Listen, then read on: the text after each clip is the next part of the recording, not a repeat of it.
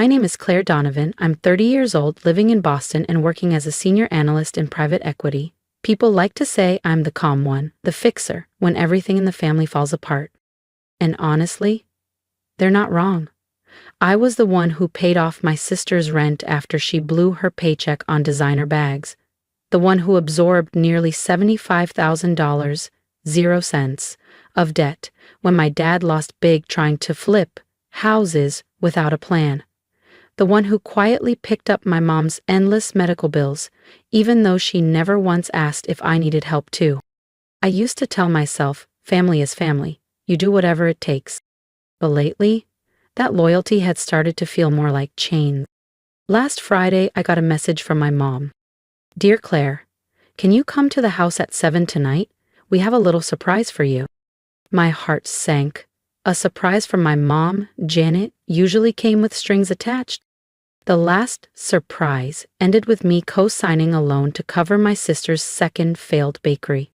I sat in my car outside the familiar gray colonial house, the one I had helped remodel after the roof caved in 5 years ago. Of course, the deed was still in my parents' name. Through the big bay window, I saw shadows moving, heard bursts of laughter. I inhaled sharply, adjusted my scarf, and rang the bell. Mom opened the door, her smile wide and brittle, her perfume almost dizzying. Surprise, she chirped, pulling me inside. The living room was crowded with relatives I hadn't seen since my cousin's wedding 3 years ago. Uncle Steve, Aunt Marie, even my cousin Emily, the one who only showed up when someone was handing out checks. Everyone yelled, "Happy early birthday, Claire!" I laughed, playing along. Wow, you guys really surprised me, I said, though my gut twisted. Mom ushered me to the couch, where Dad handed me a glass of something green. Your favorite apple martini, he said proudly. I hated apple martinis, always had. Sit, sweetie, Mom said sweetly, eyes flicking toward a sleek black folder resting on the side table. I sat and glimpsed the first page. Asset transfer authorization, Claire Donovan. Inheritance trust. I stiffened. What's this? I asked carefully. Just boring paperwork, honey, Mom said quickly, patting my hand. Tonight is about you. We'll go over it later. I smiled thinly, but my fingers were already sliding the folder into my lap. Actually, I'd like to look it over now, if that's all right. The room froze. My dad cleared his throat awkwardly and lifted his glass. A toast. To Claire, the brightest star of the family, he said, his voice a little too quick. I flipped to the first page. My eyes caught one glaring line. I, Claire Elizabeth Donovan, hereby relinquish all rights to the Donovan Family Inheritance Trust. I looked up slowly. Mom, what is this?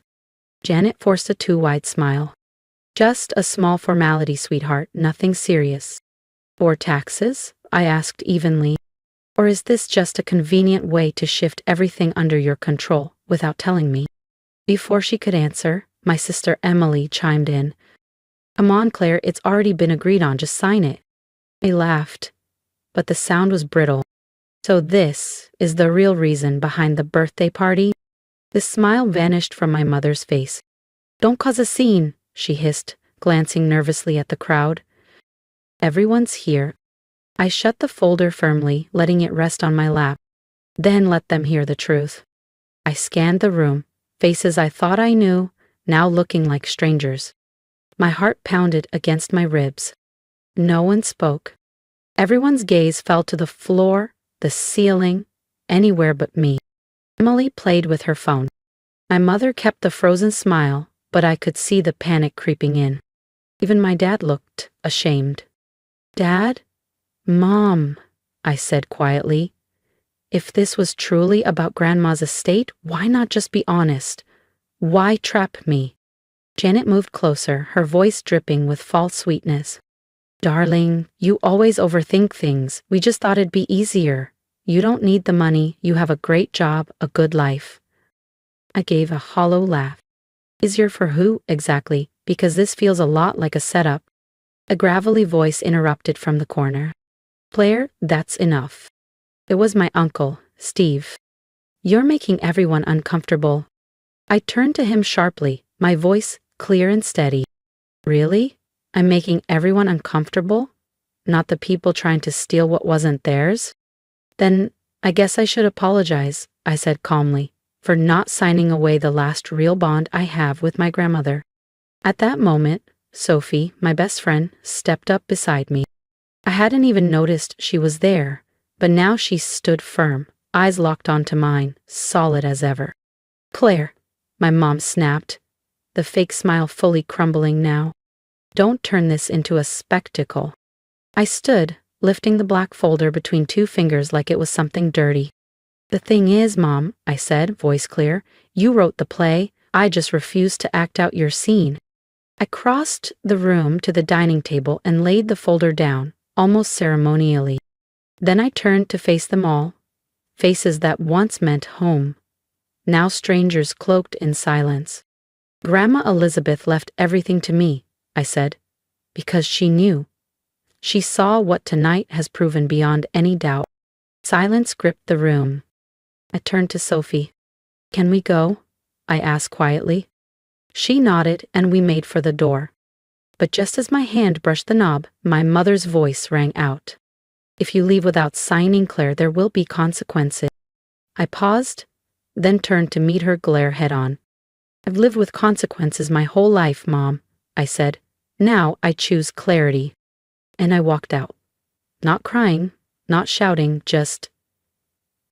Sophie's car hummed softly as we pulled away, Boston streets shimmering under the streetlights. You okay? She asked quietly. Not yet, I admitted, watching the familiar skyline blur past the window. But I will be. For a while, neither of us spoke. Then Sophie said, almost like a whisper, Your grandma must have seen this coming. I nodded slowly. Yeah. She left more than money, I think. Maybe a letter. Maybe something bigger. Sophie squeezed my hand gently. Then, it's your turn, now. We stopped at a small lakeside cafe, the water catching the golden glow of the streetlights like molten glass. Sophie set down 2 mugs of steaming tea, while I pulled the folder back out of my bag. This time, I flipped through every page slowly, my hands steady. It wasn't just an inheritance waiver. There were attachments too. Dangerous ones. A temporary power of attorney. A full financial reallocation, shifting nearly everything into a trust managed by my parents. Sophie leaned closer, her face tightening. They weren't planning to leave you anything. I nodded grimly. And worse, they were planning to use my name to make it look legitimate. If you're as ready as I am to uncover what my grandmother left behind and what my family tried to erase, make sure you subscribe. You won't want to miss what happens next. Sophie bit her lip thoughtfully. What about your grandmother's lawyer? You said you were thinking of reaching out. I pulled out my phone and reopened the last message Grandma Elizabeth had sent me just a week before she passed. Claire, if things ever seem unclear, go see my attorney, Mr. William Cross. I left some things for you. The next morning, I called his office the second they opened. A professional-sounding assistant answered and scheduled me for a 10 o'clock IAM appointment. I arrived 10 minutes early, nerves tightening in my chest. The office was inside a stately red brick building near Boston Common with tall windows looking out over the park. William Cross was a calm, silver-haired man, probably in his early 60s, with kind eyes and a precise way of speaking. He shook my hand firmly and ushered me into a warmly lit room lined with leather-bound law books. On the polished desk sat a thick envelope, sealed carefully, with my name written in my grandmother's familiar handwriting. Mrs. Donovan left a private video recording for you, Mr. Cross said, pulling a small USB drive from a drawer. There are also original documents tied to the trust your family is now attempting to restructure. I swallowed hard. The video, can I watch it now? He nodded and plugged the USB into his computer. The screen glowed to life, and her voice filled the room. Slow, gentle, but still razor sharp. Bear quick, Claire. If you're seeing this, then everything is happening as I feared. I leaned forward, heart hammering. You have always been generous, never asking for anything. That's why I chose you. I saw how others used family as an excuse for entitlement and manipulation. I wanted better for you. My throat tightened. On screen, the terms of the original trust appeared, crystal clear. If any heir was coerced into relinquishing rights, the assets would bypass the family entirely and be donated to charities. Your family is unaware of this clause, Mr. Cross said gently, but if you wish, I can activate it today. In the video? I asked quietly. He handed me a fresh USB. There's one more recording, for your family. A plan formed in my mind, sharp and steady.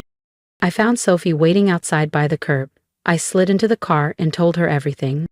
When I mentioned the family video, she smiled wickedly. You're going to show them. I nodded, feeling a calm determination settle over me. Tonight, we're hosting a little ooh-ooh reunion. Their surprise party was about to get a twist they'd never see coming. And this time, I was the one writing the script. Once everyone arrived, I'd play the video. No arguments, no edits. And if anyone still tried anything shady, the clause that redirected everything to charity would snap into place. They had no idea they were the ones being tested now. Not me. That evening, I sent a short round of texts. Mom, I've thought it over. Tomorrow at 5 p.m. I'm inviting everyone to my apartment. I'd like to resolve this peacefully. Her reply was almost instant. Sweetheart, I knew you'd come around. We'll be there. I didn't even have to read it carefully. I knew my mother. Janet Donovan never turned down a gathering where she thought victory was on the table. Sophie and I spent the afternoon rearranging the living room. We borrowed a mini projector from her office, setting it up on a shelf across from the sofa. The blank wall would serve as the screen, clean, simple, inescapable. I placed the USB drive labeled For Claire carefully next to the laptop. My heart was pounding, but not with fear, with certainty. Tonight would change everything. Exactly at 5 p.m. the doorbell rang. My mother arrived first, wrapped in a soft cream dress, her heels tapping purposefully against the hardwood. Where's Claire Elizabeth? She called out, using my full name the way she always did when she wanted control. I invited you, I said calmly, stepping into view. Please, come in. My father followed, looking tense. Then Uncle Steve, Aunt Marie, and finally Emily. My sister, visibly jittery, glancing around like a trapped rabbit.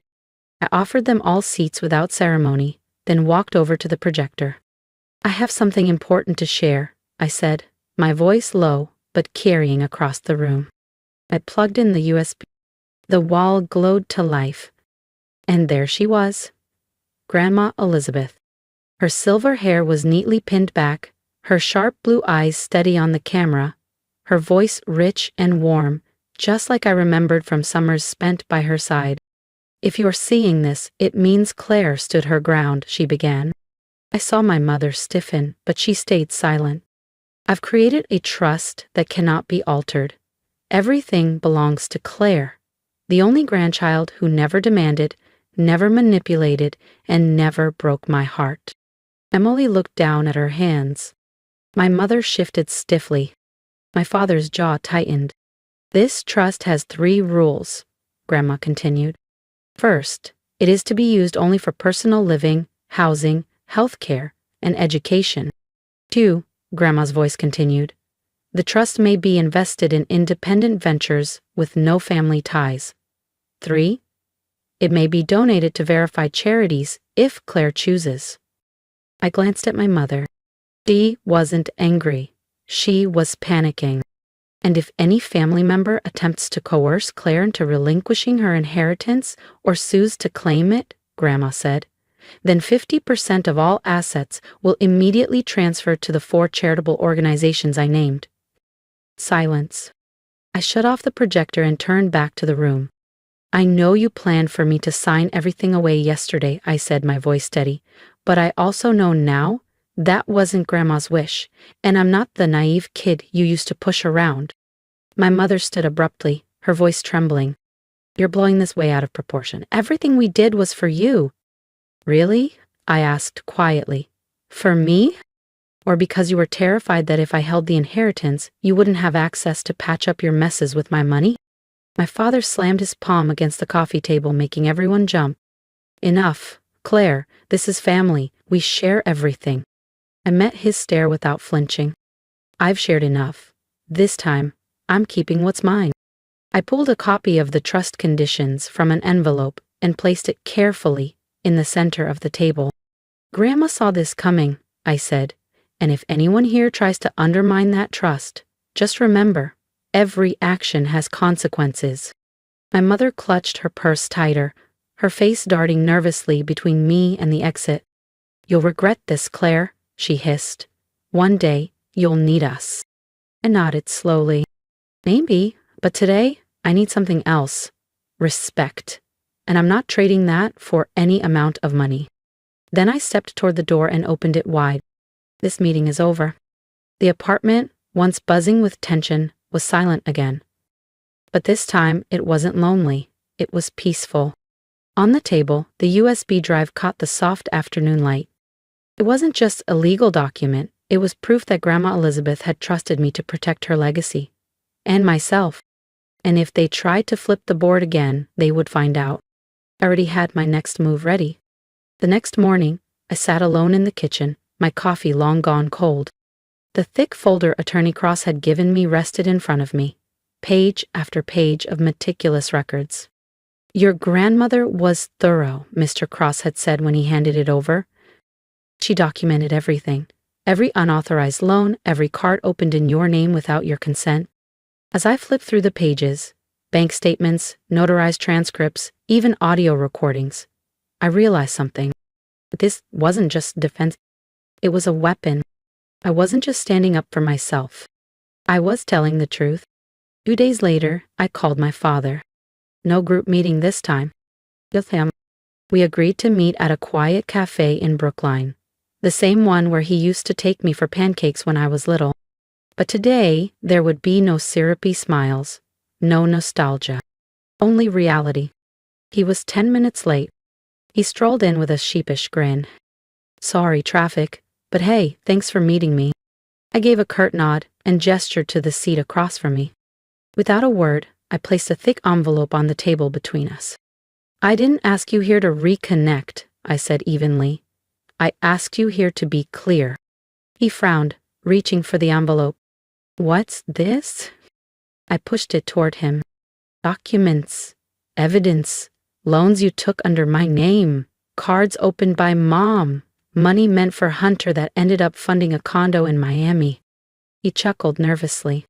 You've got it all wrong, Claire. It was all for the family. Everyone does this. I stared at him. For the family? When I was 21, I worked 3 jobs to pay off that family debt while you were gambling in Atlantic City? I kept going, voice cold and clear. Do you remember when Mom called crying, saying Hunter needed surgery? I pulled $8 grand out of my account that night. I slid another page across the table. 2 hours later, the money bought Mom a great deal on a used Range Rover. Feels like he flinched.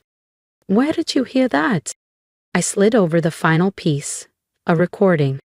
Grandma Elizabeth had kept it. She had always known. My father leaned back, wiping his hand across his face. For the first time, he didn't look like the strong man of my childhood.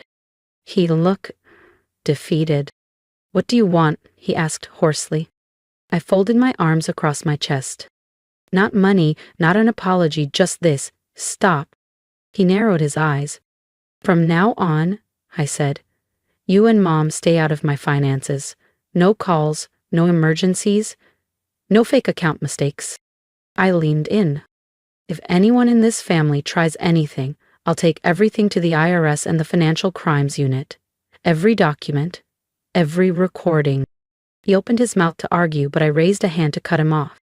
And one more thing, I said, voice low and final. I know you're looking for a new lawyer to challenge the trust. His eyes widened. But if you even try, half of the inheritance vanishes into charity, instantly. I gathered my folder and stood up. So, if you want to call Mom and strategize, I said, slinging my bag over my shoulder, make sure she knows she's gambling with an empty hand. Then I walked away, this time on my terms. Just know, I said, voice level, every wrong move will cost you half. He stared at me, searching my face, trying to gauge whether I really meant it. I gave a small, almost sad smile. You taught me chess, remember? Sacrifice the pawn to protect the queen. Looks like you chose the wrong piece this time. I walked out of that cafe without looking back. For the first time in years, my steps felt light. This wasn't about money anymore. It was about reclaiming my life, something they never thought I'd be brave enough to do. That Monday morning, I arrived at Attorney William Cross's office at 8:45 a.m. sharp. The family meeting was scheduled for 9 o'clock, and I wanted to be first. Not out of politeness, but to double-check that everything was ready. The conference room was spotless, the projector already tested. On the long polished table, thick, hardbound documents were neatly stacked. On the large screen, the opening frame of Grandma Elizabeth's final video was frozen, her face solemn, her sharp eyes behind her wire-framed glasses. William entered carrying another thick folder. Everything's ready, he said, and all financial evidence has been printed and labeled as you asked. I nodded once. No pleasantries when they arrive. At exactly 9 o'clock IEM, the door opened. My mother, Janet, swept in first, her gray suit sharp and pressed, her heels clicking aggressively on the tile. My father, Richard, followed, wearing his trademark deep red tie, his power tie he used to call it. Emily shuffled in last, hands buried in her coat pockets, looking anywhere but at me. William greeted them briefly. Thank you for coming. Today we will watch the final message left by Mrs. Elizabeth Donovan and disclose the final terms of her estate and business holdings. My mother snorted lightly.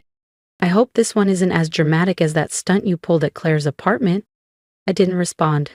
I simply pressed play. The screen came to life and Grandma's voice filled the room, rich and commanding. If you're watching this, it means everything has unfolded exactly as I feared. Janet. Richard. I know everything you've done, from unauthorized withdrawals to laundering company funds through personal accounts. My mother's face drained of color. My father shifted uncomfortably, casting a desperate glance at William. Every report, every account, every falsified document. I watched silently as the cracks began to show. I have transferred full ownership of Donovan and Cross, the firm your father and I built, to Claire. My father's mouth dropped open. Emily stared at the floor. Claire is the only one who never used our family name as currency, Grandma said, her voice unwavering. She alone honored what it stood for. My mother bolted upright. Absolutely not, she shouted. That firm is part of my father's legacy. I stood, calmly. And now it belongs to the only one who still respects that legacy, I said. I walked to the table, placing the notarized ownership transfer papers in front of them. This is illegal, my father roared, slamming a fist down. You have rights, I said evenly, until you're forced to resign. And that process has already begun. I slid another thick file across the table. Bank statements, casino payments under false names, hotel invoices listed as conference expenses. William spoke firmly. If any interference occurs, the trust's protective clause will trigger, transferring half the assets to financial abuse recovery organizations. I turned to my mother. You used to tell me I was too sensitive. Turns out I was just too patient. My father's hand trembled as he picked up the resignation letter. If I sign this, he rasped, will you stay quiet? I met his gaze steadily. I don't want to hurt the family name. But if you try to manipulate me again, I'll bring everything to light. Richard looked at Janet for backup. She said nothing, her face pale, frozen. Finally, with a heavy, defeated sigh, he signed. I gathered the papers carefully. From now on, all shared family assets would be audited. All secondary credit cards canceled. Company housing reclaimed. Private funds frozen. Emily muttered under her breath. Claire, you're going too far. I turned toward her, my voice soft but firm. No, Emily. This should have ended years ago. Today, it's just being rewritten with the truth. The conference room door closed behind me with a soft click. No drama, no shouting. But I knew that to them, that sound was louder than any final word. And I didn't look back. I didn't need to. 2 weeks later, I officially stepped in as the new CEO of Donovan and Cross, the law firm my grandmother helped build from a tiny office in Cambridge into one of the most respected investment advisory firms in New England. And it wasn't just a title. It was a legacy reclaimed. And it was just the beginning. I stood at the edge of the stage, the lights warm against my face, the low hum of conversation buzzing through the auditorium. Rows of young faces looked up at me, some hopeful, some wary, all of them carrying invisible bruises that only those who have been hurt by the ones they trusted most could recognize. I took a slow breath. "Good afternoon," I began. "My name is Claire Donovan, and like many of you, I grew up believing that family always comes first, that loyalty was a one-way road, that love meant forgiveness, no matter how deep the cuts ran." I paused, letting the words settle. But what no one tells you is that loyalty without respect is not love. It's survival. And survival is not the same thing as living. For a moment, the room was utterly still. I spent years trying to patch holes in a ship that my family had already decided to sink. I thought that if I worked harder, loved harder, forgave faster, things would change. But sometimes, no matter how much you give, people will only take. I glanced down briefly, then back at them. I'm not here to tell you that walking away is easy. It isn't. It costs something, but sometimes staying costs even more. I told them the condensed version, about the inheritance, about the betrayals, about the fight not just to claim what was legally mine, but to reclaim what had been stolen quietly over years. My peace, my boundaries, my self-respect. And how, in the end, it wasn't the money that mattered. It was the simple truth that I didn't owe anyone my silence anymore. Afterward, a long line of students formed. Some shook my hand quietly, some hugged me tightly without asking for permission, tears in their eyes. Some simply said thank you, their voices cracking with the weight of unshed grief. Each one reminded me why I started the Elizabeth Donovan Foundation. Each one reminded me that my grandmother's legacy wasn't numbers on a balance sheet. It was this. It was whole. Later that evening, I walked alone through Boston Common, the autumn air crisp against my skin, the trees shedding their gold and crimson leaves in slow, graceful dances. I stopped at a bench near the fountain and sat down, pulling my coat tighter around me. For a long time, I had believed that healing meant mending old relationships. That to move on, I had to make peace with the people who had hurt me. But now, sitting under the stars with the city lights sparkling around me, I realized something different. Healing wasn't about them. It was about me. It was about forgiving myself for not leaving sooner, for trusting too long, for thinking I had to earn love that should have been given freely. And as I sat there, breathing in the cool night air, I smiled. A small, genuine smile. Not for anyone else. For me. A week later, I was back at the foundation office, finalizing the plans for our first official scholarship program. Sophie came in, balancing 2 coffees and a stack of paperwork. "You've been quiet lately," she teased, sliding into the seat across from me. "Just thinking," I said, smiling, "about how different everything feels." She raised an eyebrow. "Good different or scary different?" "Both," I admitted, "but mostly good." We spent the afternoon reviewing applications, laughing at typos, getting frustrated at bureaucracy, and dreaming bigger than either of us had dared a year ago. At one point, Sophie leaned back and said, "You know, if you hadn't fought back, if you hadn't chosen yourself, none of this would exist." I looked around, the modest office, the foundation growing in steady beats like a strong new heart, and nodded. "I know," I said. "And that's the thing about building your own life after losing everything you thought you needed. You find out you didn't lose anything at all. You just finally made space for something real." That night, before heading home, I added one more line to the foundation's website.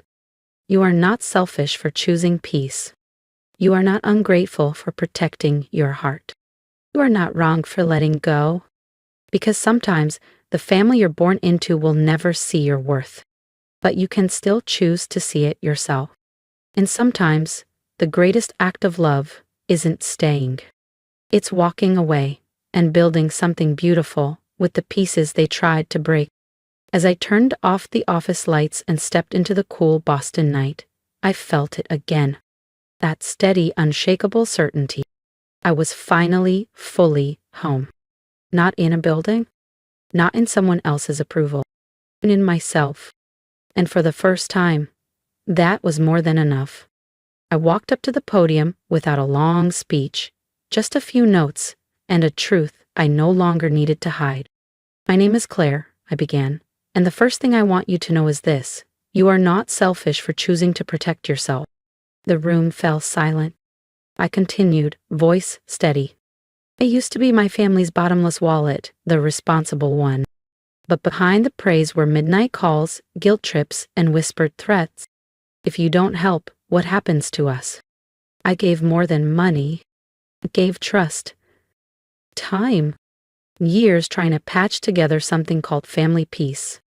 I looked down at the first row, where Emily sat quietly, offering a small, sad nod. And then I realized, I said softly, real family isn't just blood. It's who stands beside you when you dare to live as your full self. It could be a college friend, a mentor, a kind stranger. Or getting back up for yourself. As I stepped off the stage, the room rose to its feet. Not because I was a CEO, but because I had chosen to let go and begin again. Later that night, alone in the foundation office, I pulled out my grandmother's final handwritten letter. Dear Claire, if you ever must choose between keeping your family and keeping yourself, choose yourself. Real family will never ask you to lose who you are. I folded it carefully and tucked it away. Peace wasn't something given to me. In the website, it was something I fought for and finally created. If you connected with my story, I would love to hear your thoughts. Have you ever had to choose between keeping the peace and protecting your own heart? Share your experience in the comments. Your voice matters more than you know. If there's one lesson I can leave you with, it's this. Choosing yourself is not selfish. It's survival. Real love never demands you lose who you are. Stand firm, set your boundaries, and trust that the people who truly care will never ask you to shrink just to make them comfortable. Let's support each other in choosing peace.